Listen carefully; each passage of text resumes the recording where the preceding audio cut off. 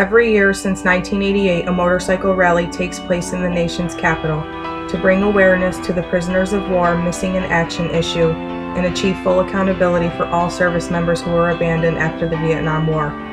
Before attending this event with my father, I didn't understand much about it at all. I had no idea the magnitude of what was about to unfold in front of me, nor how my perspective on any of these men would never be the same. There were two things during this rally that caught my attention with such a strong impact. In the monuments and memorials of the mall was a fountain that at first glance looked as if it were surrounded by tourists. But the closer I walked and the harder I looked, I noticed it was teeming with homeless men sitting with their feet in the water. As I looked around at them and their belongings of probably everything they owned next to them, I felt sorrow. Their hair and clothes were very disheveled and none of them with a shaven face. I couldn't tell if it was for lack of a razor or done on purpose to hide their faces from the onlookers.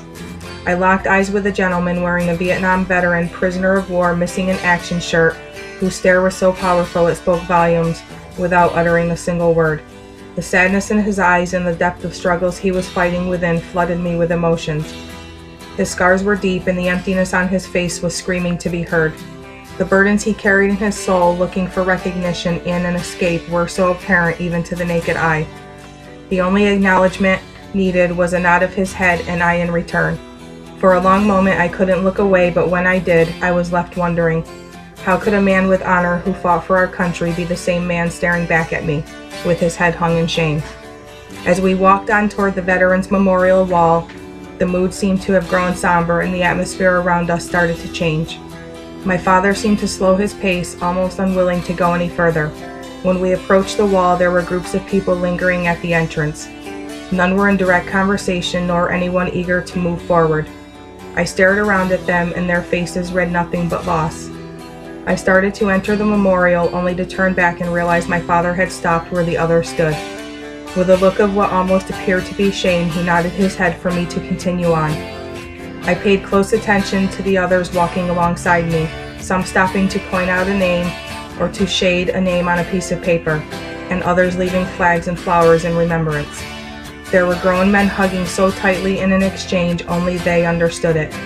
There were men and women rubbing their hands along the wall or touching a certain name, but their body language was exactly the same and their heads were hung low. Some were saluting the wall, while others took pictures.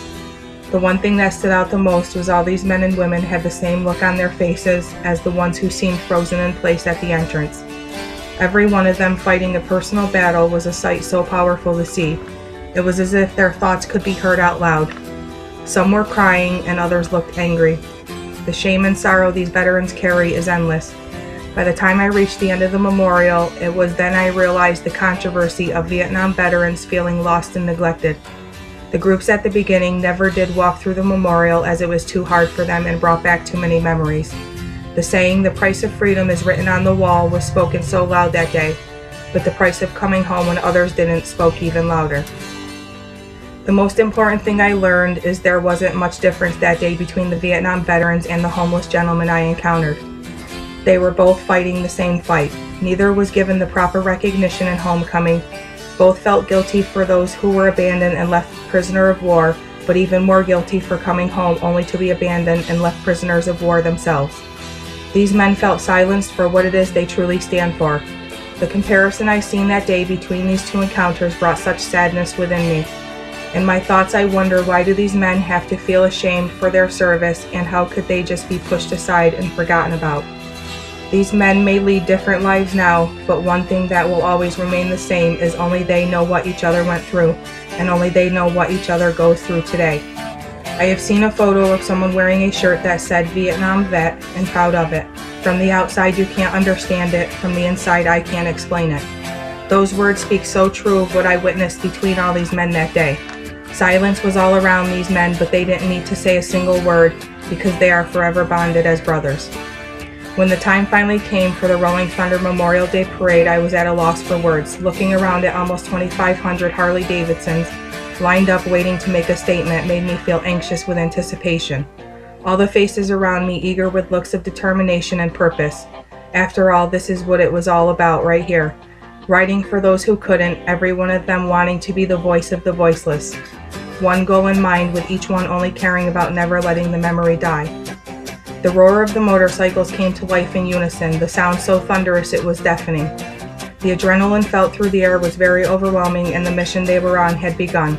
These men strived to promote healing among all veterans, their families, and friends, to call for an accounting of all prisoners of war, and to honor those missing in action. For these men and women, riding in the parade provided a supportive atmosphere which all participants could reflect and heal on their journey through Washington, D.C. The loudness of these motorcycles became the only voice needing to be heard that day.